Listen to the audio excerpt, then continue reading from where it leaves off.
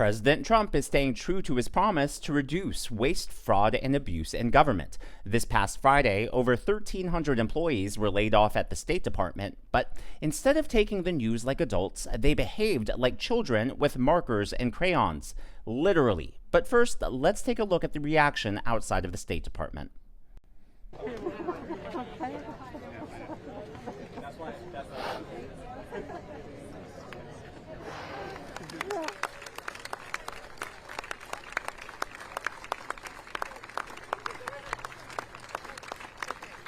This is devastating.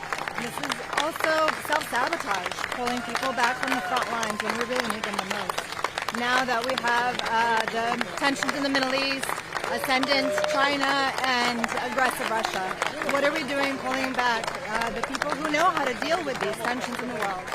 And to those that have been riffed, to those that have been fired today, I just want to say I'm sorry.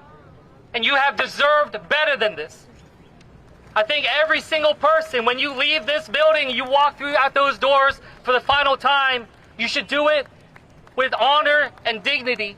You should not do it out of humiliation and out of this type of weaponization of politics. You deserve better. Now, it wasn't just the crowd outside applauding them. Apparently, as people were leaving from their desks and cubicles, the entire front lobby, as well as multiple hallways, were filled with people cheering them on as they left.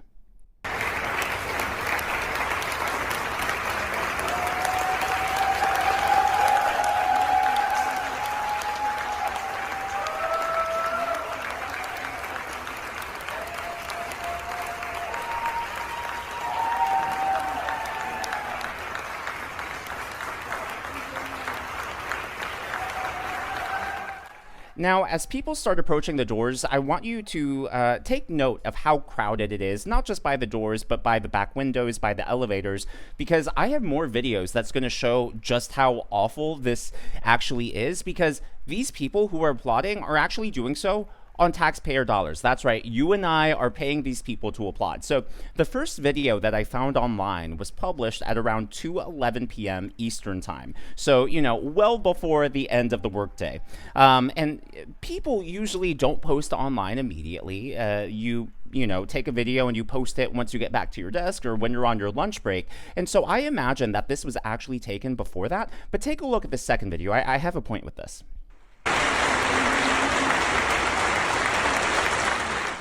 You'll notice it is a lot more crowded here, a lot more people by those front doors. And then again, yet a third video. The point I'm making here is that a lot of Democrats, including many people still employed by the State Department, are complaining that there is no such thing as waste, fraud, and abuse in this department, and this is going to sabotage America's global affairs, foreign relations. But how come all of those people had the time to step away from their desks, step away from their so important jobs, and cheer on everyone who is leaving? Because according to all the accounts online, basically, as people they got the termination notices first thing in the morning. They arrived to their desks, their cubicles. They saw the letter there. It was apparently a physical letter, and they were told to leave immediately. So they were packing up their stuff. That's why they're leaving with boxes. And people started cheering them on. And according to all these accounts, the crowd started growing larger and larger and larger. And as you can see from those progressions of videos, the crowd was growing larger, which does, back up my theory that this happened in the middle of the workday. And these people who claim their jobs are so important, there's no such thing as waste, fraud, and abuse in this department. Well, somehow they could find a way to step away from those so important tasks to basically cheerlead for 2, 3, 4 hours. And now the people who were leaving left behind these notes in the restrooms. Colleagues, if you remain, resist fascism. Now, I don't know about you, but to me that reads like something that's coming more from a political activist than a civil servant. And it wasn't just the bathrooms. Apparently, they were like breadcrumbs all throughout the building. Here's another one on the stairs. They were apparently in the hallways as well. Someone wrote this: history will remember what was lost here.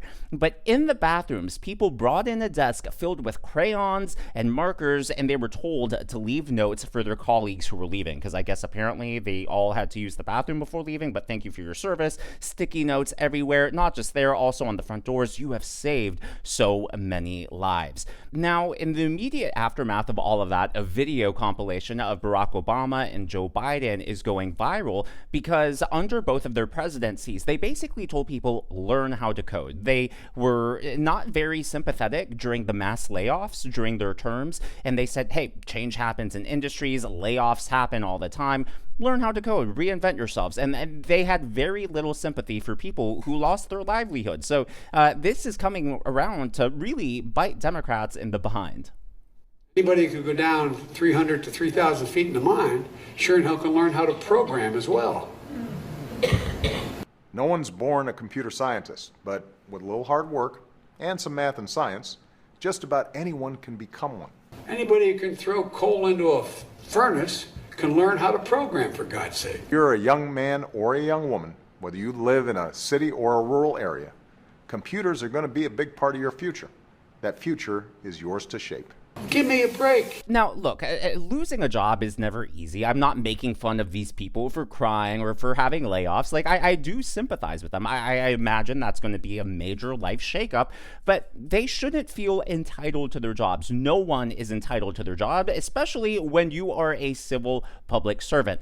In fact, despite how good the economy is doing in general, there have still been mass layoffs in various sectors. Just earlier this week, Intel announced it was laying off 10% of its workforce. Microsoft has just laid off 9,000 people. You could go on company after company after company. Unfortunately, layoffs are just a part of life, and you don't see that sort of outrage from the mainstream media or from the Democrats. Yet, in this situation, they're acting like it's going to lead to the next World War. CNN reported the State Department is firing more than 1,300 staff today as part of a dramatic overhaul, according to an internal memo seen by CNN. And you could go down, MSNBC, PBS, they're saying that this is going to sabotage our foreign affairs. And one of the people speaking out about this is Susan Rice, who posted, "This is literally superpower suicide. These are some of the most talented public servants doing critical work. Champagne corks are popping in Beijing and Moscow after they already emptied wine cellars celebrating the end of USAID." Just a reminder, Susan Rice is the same person who told us that the terrorist attack on Benghazi was because of a fake YouTube video. That's right. Take a look at this. It began spontaneously in Benghazi as a reaction to what had transpired some hours earlier in Cairo, where, of course, as you know, there was a violent protest outside of our embassy sparked by this hateful video.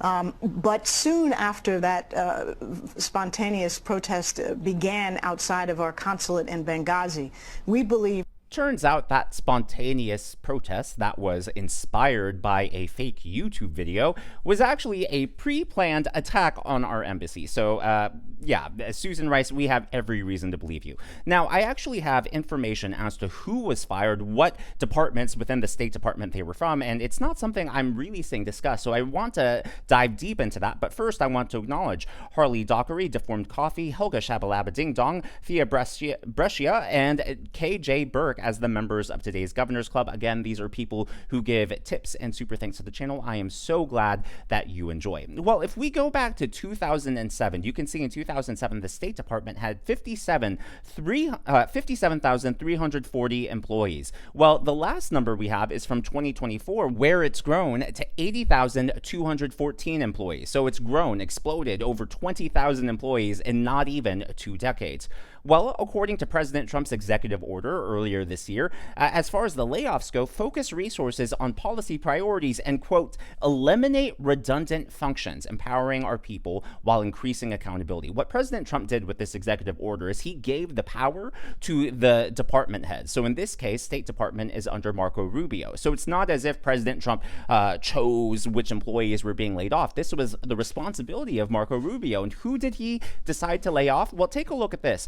The largest sector of layoffs, 897, happened at the management division. Now, don't get me wrong. I understand that managers are very important, and in large organizations, you need managers to make sure that there's cohesion and everyone's on the same page to eliminate and reduce mistakes, redundancies, stuff like that. But at some point, management is just bloat. At some point, management can actually cause inefficiencies rather than people who are actually doing their jobs. And Marco Rubio Rubio also laid off 51 employees from his own office. So it's not as if he's being a hypocrite. It's not as if he targeted the rest of the department. Now that he's department head, he took a look at his own office and said, hey, I don't need these 51 people. And guess what? As the head of that office, he has the right to make that call, just as President Trump, as head of the executive branch, has the right to make this call. So it is not an assault on democracy. It is not fascism. It is just reining in oversized government. And quite frankly, when you consider the fact that hundreds of people apparently had the time to applaud and cheer for several hours as their former coworkers were leaving, it looks like there's even more room to trim some fat. But as always, all of that is my analysis and commentary. That's what's going on in the world of politics from my point of view, and I would love to hear from you. So, as many of you know, I do not have a traditional job. I am a working professional actor, and so I don't really have experience working in major corporations. So for those of you that do, have you ever seen anything like this? If there's been a layoff at your company, did people come out from their cubicles and their desks to applaud as everyone was leaving? Or is this sort of unusual? Again, I'm not experienced with it, so I'd love to hear from you. To put this into perspective, it was 1,353 people who were laid off. That's not even 1.5% of the total State Department. So it's a very small cut. Like I said, Intel earlier this week announced it was laying off 10% of its workforce. So if you put that in comparison, it's not even in the same ballpark there. On top of all of that, they also, depending on what role they're in, have 30 to 60 days administrative leave. In other words, they're still getting full pay, they're still getting full benefits, even though they don't have to come in anymore for the next 30 to 60 days. So quite frankly, I just... I empathize with them on a human, emotional level, but from a professional level, sorry, there's just not much there from me. But again, would love to hear everyone's thoughts in the comments below. If you haven't already, please be sure to leave me a thumbs up. I know it's a simple thing to ask for, but it really does help me reach more viewers like you in the algorithm. Be sure to smash that subscribe button and to check out one of these videos.